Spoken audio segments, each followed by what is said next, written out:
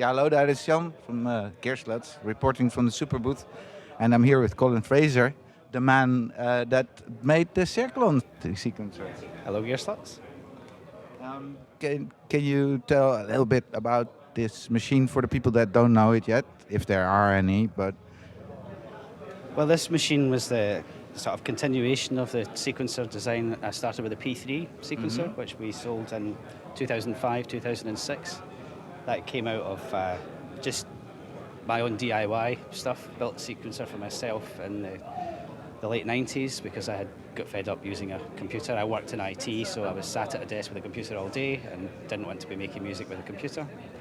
I built a sequencer many years ago in the early 90s with an old home computer. And I stopped using that when I first got an Amiga and then went through the ST and the PC, but I was never really happy using the computer, so I built the P3. We sold them until 2006 when it became no longer possible to get the processor that was in it. So at that time I started development at the Cirklon. The first units came out in 2010. The production units came out in 2011, so I've been selling it now for 6 years.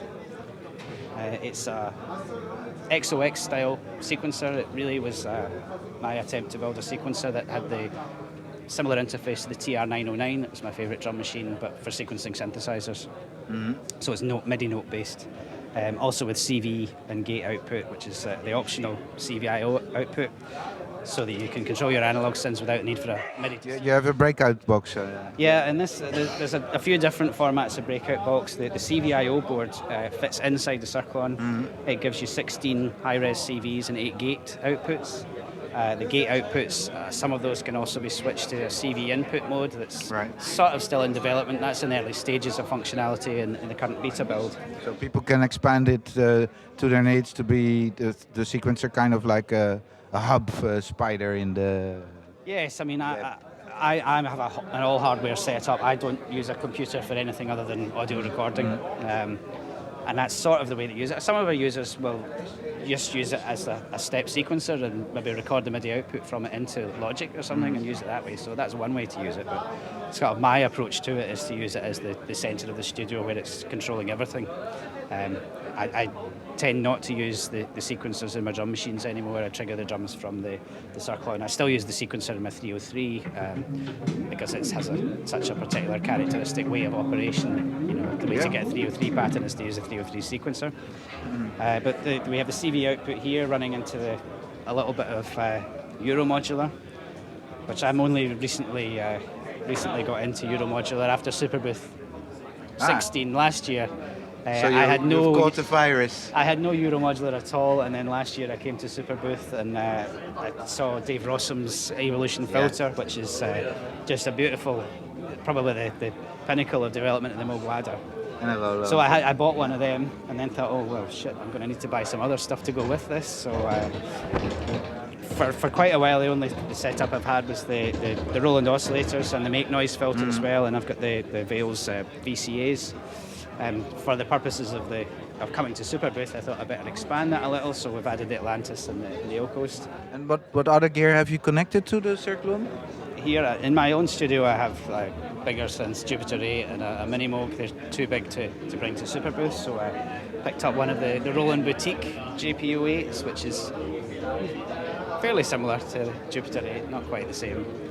So it's hooked up by MIDI with the CVIO that's driving this rack of Modular. I've just got the Yamaha Reface CP here just as a master keyboard. I've not got the audio routed from that.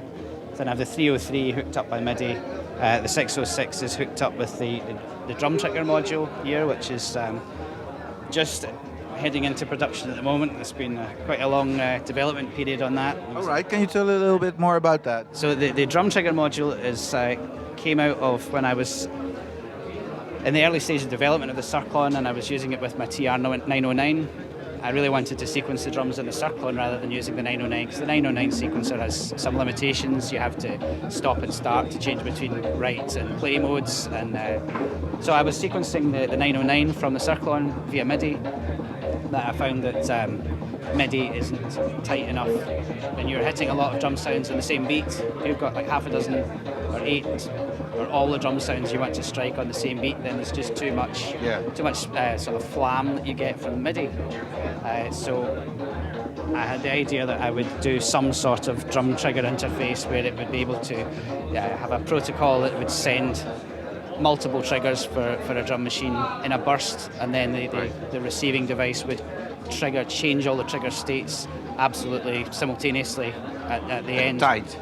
Yeah. Tight, like synchronously. So this box here takes a DIN cable. So it's just a 5-pin DIN cable. Oh, all right. It comes from what is normally the DIN sync output on the Cirklon, but the DIN sync output operates in a different mode where it's like just a high-speed burst of serial data.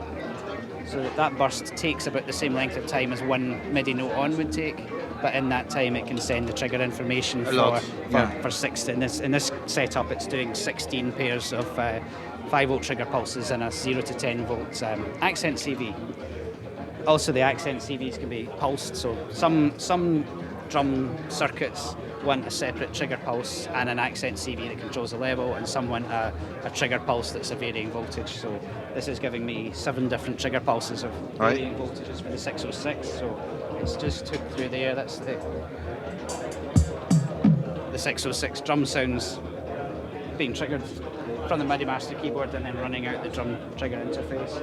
And if I have a pattern in here that if I just set up a quick pattern. So if I have every drum sound,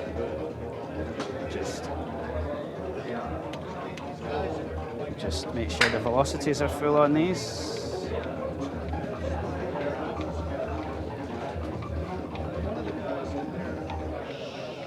Turn the velocity up. So this is every sound triggering on the same instant.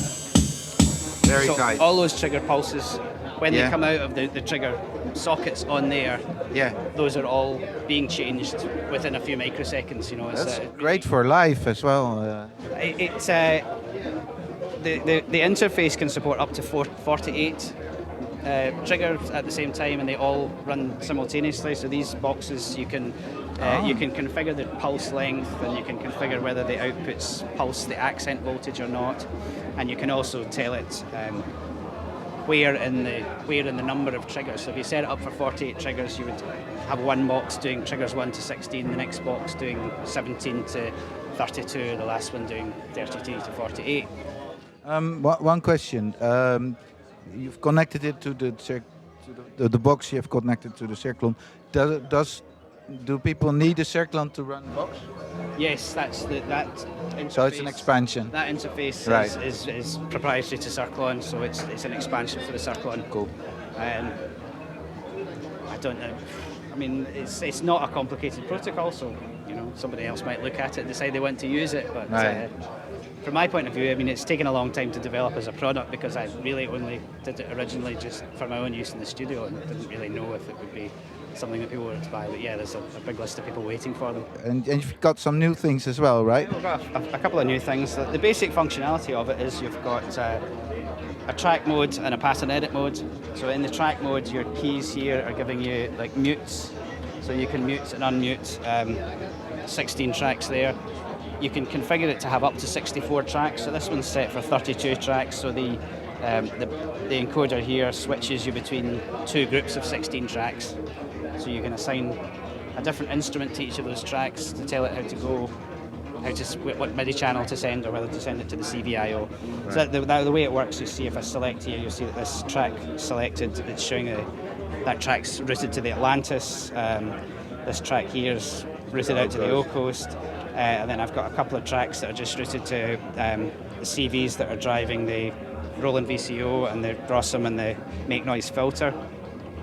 I don't have any envelope generators in there because there's a feature that's coming soon in an OS build, and I've got 2 of the CV outputs for the way I've got this set up. I've got one Roland oscillator running through the evolution filter into a VCA, the other oscillator running through the Make Noise filter into another VCA. Mm-hmm.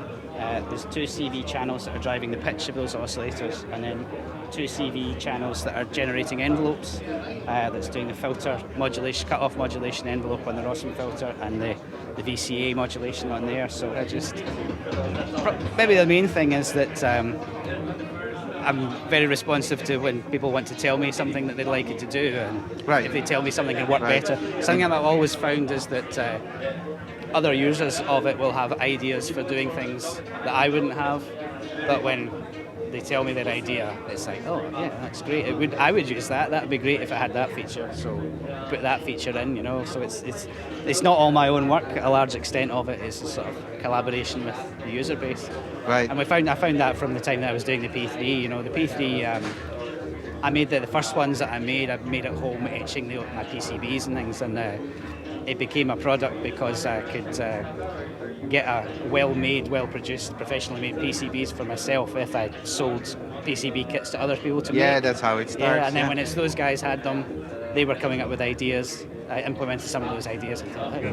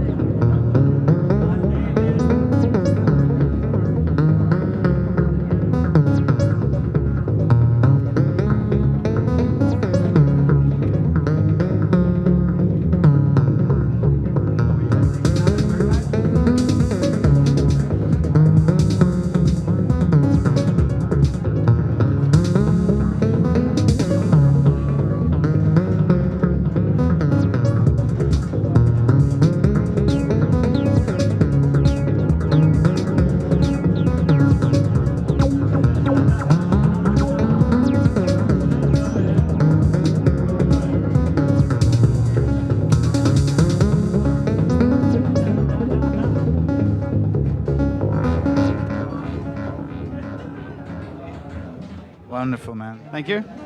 Thank you for the demo and a nice explanation. And yes, wonderful, wonderful machine. Thank you very much. Oh, and good luck with your move to Berlin. Sure. Thank you.